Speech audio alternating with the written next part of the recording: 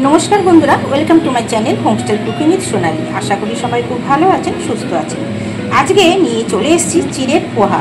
तो चिड़ेर पोहा आमी किभाबे तैरी करछि कि दिচ্ছি সেটাই কিন্তু আজকে আপনাদের সামনে তুলে ধরছি।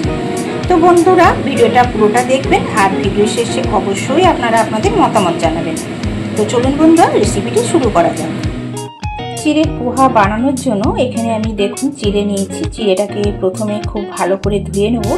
তার আগে দেখিয়ে দিই এখানে আমি কি কি জিনিস নিয়েছি। তো এখানে নিয়েছি দেখুন কাজু বাদাম। আপনারা কাজু বাদাম না থাকলেও দিতে নাও পারেন, কোনো অসুবিধা নেই। তো আমি এখানে কাজু বাদাম দিচ্ছি। এখানে গাজর কুচি নিয়েছি, একদম ছোট ছোট করে টুকরো করে নিয়েছি। আরও বেশ কিছু সবজি আপনারা অ্যাড করতে পারেন। আর দেখুন এখানে কারি পাতা নেওয়া হয়েছে, পেঁয়াজ কুচিয়ে নিয়েছি ছোট ছোট করে, কয়েকটা কাঁচা লঙ্কা কুচিয়ে নিয়েছি।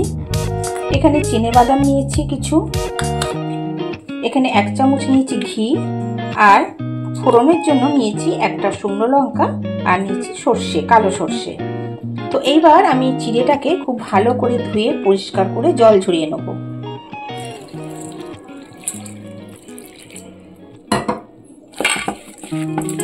চিড়ের জলটা অবশ্যই ঝরিয়ে নেবেন, তাহলে কি হবে পোলাওটা যখন করবেন তখন সেটা ঝরঝরে হবে।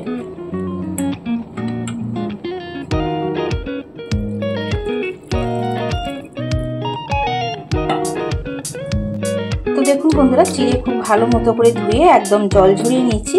চিড়েটা দেখবেন যেন একটু ঝরঝরে থাকে, বেশি যদি ধুয়ে আপনারা জলে ভিজিয়ে রাখেন তাহলে কিন্তু একদম নরম হয়ে যাবে। এবার আমি কড়াই গরম করে নিয়ে এখানে দিয়ে দিচ্ছি খানিকটা সাদা তেল। চিনে বাদামগুলো তেলে ভেজে নেব। তেল গরম হয়ে গেছে, এবার আমি বাদামগুলো ভেজে তুলে নেব।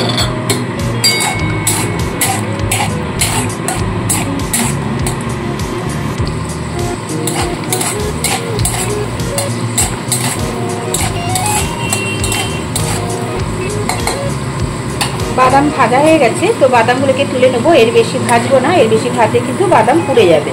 তো দেখুন বেশ সুন্দর সুন্দর লালচে কালার চলে এসেছে। এবার এইভাবেই তুলে নিতে হবে।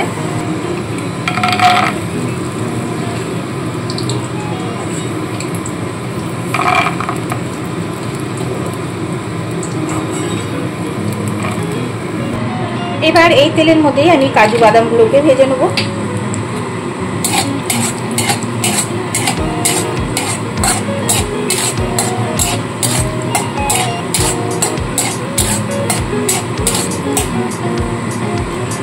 কাজু বাদামও খুব বেশি কিন্তু ভাজার প্রয়োজন নেই। দেখুন অল্প হালকা কালার যখন চলে আসবে তখনই তুলে নিতে হবে।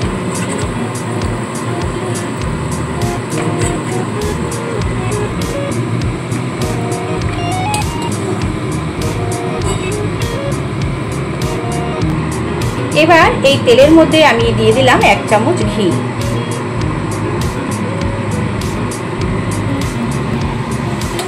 ঘিটা দিয়ে একটু নাড়িয়ে চাড়িয়ে নিয়ে এর মধ্যে আমি ফোড়নে একটা শুকনো লঙ্কা আর দিয়ে দিচ্ছি গোটা সর্ষে।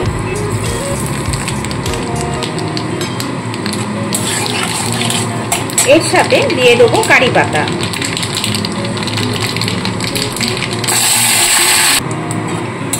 একটু নাড়াচাড়া করে নিয়ে এর মধ্যে আমি কেটে রাখা প্রথমে গাজর দিচ্ছি, যেহেতু গাজরগুলো একটু সেদ্ধ হতে টাইম লাগে। তো গাজরটা সবার ফার্স্টে আমি দিয়ে দিলাম।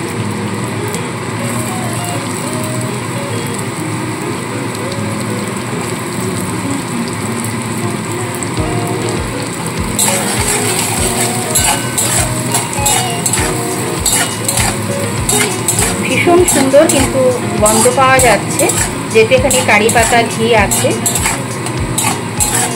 সকালে সবসময় একঘেয়েমি রুটি লুচি পরোটা কিন্তু ভালো লাগে না। তো মাঝে মাঝে একটু অন্যরকম কিছু করলে ভীষণ ভালো হয়। বাচ্চারাও কিন্তু এই পোহা ভীষণ ভালোবাসে।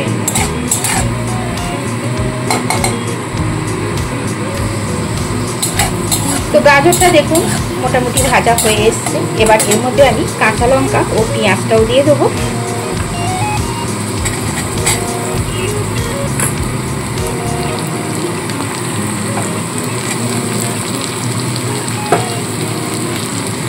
কাঁচা লঙ্কা পেঁয়াজ আমি একসাথে দিয়ে দিলাম।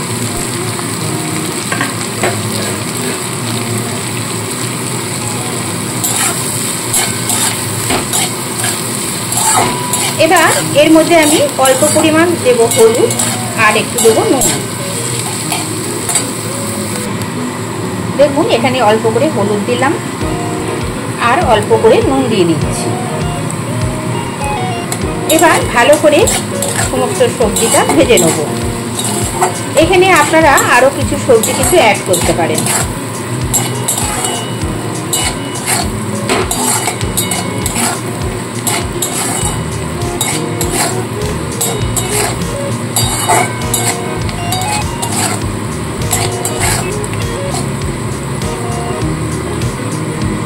এখানে দেখুন পেঁয়াজ গাজর ভালো মতো ভাজা হয়ে গেছে, এর বেশি কিছু ভাজবো না। এবার এর মধ্যে আমি ভিজিয়ে রাখা জল ঝরিয়ে রাখা যে চিড়ে আছে সেটাকে দিয়ে দিচ্ছি। দেখতেই পাচ্ছেন চিড়েটা কিন্তু কতটা ঝরঝরে হয়েছে।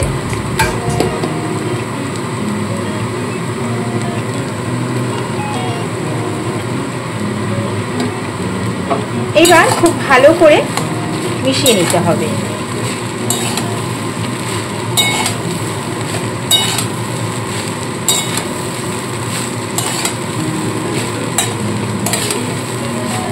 এর সাথে এবার আমি দিয়ে দেবো চিনি।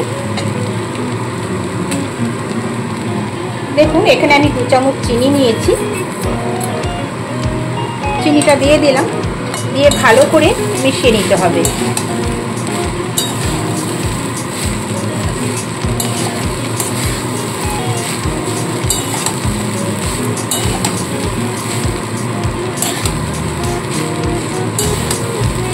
কতটা ঝরঝরে হয়েছে দেখেই বুঝতে পারছেন। এবার আমি আরেকটু নুন দিচ্ছি, তখন কিন্তু অল্প করে নুন দেওয়া হয়েছিল। নুন মিষ্টি ঝাল সমান না হলে কিন্তু এই রেসিপিটা একদমই ভালো লাগবে। এর মধ্যে ভেজে রাখা বাদামও আমি অ্যাড করে দিচ্ছি। এটা একটু স্কিপ করা হয়ে গেছে, তো এটা অ্যাড করা হয়ে গেছে। এই রেসিপিটা ভীষণই দেখুন ঝরঝরে হয়েছে, আর এইরকম টিফিন করে আপনারা বাচ্চাদেরকেও দিতে পারেন। বাচ্চারা কিন্তু ভীষণ খুশি হবে, আর এটা কিন্তু খাওয়াও হেলদি। তো বন্ধুরা আজকের রেসিপিটি যদি আপনাদের ভালো লাগে লাইক কমেন্ট শেয়ার করে দেবেন। নতুন বন্ধু এসে থাকলে চ্যানেলটিকে সাবস্ক্রাইব করার অনুরোধ রইল। তো আমার চিড়ের পোহা করা সম্পূর্ণ রেডি হয়ে গেছে। চলুন বন্ধুরা এবার সার্ভ করে নিন।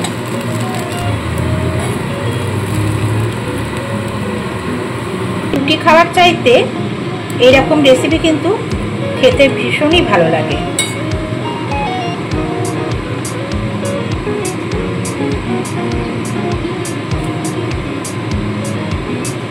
দেখুন কতটা ঝরঝরে হয়েছে। সকালে কিংবা সন্ধ্যেবেলায় এই রকম রেসিপি থাকলে কিন্তু আর কথাই নেই, ভীষণই ভালো লাগবে।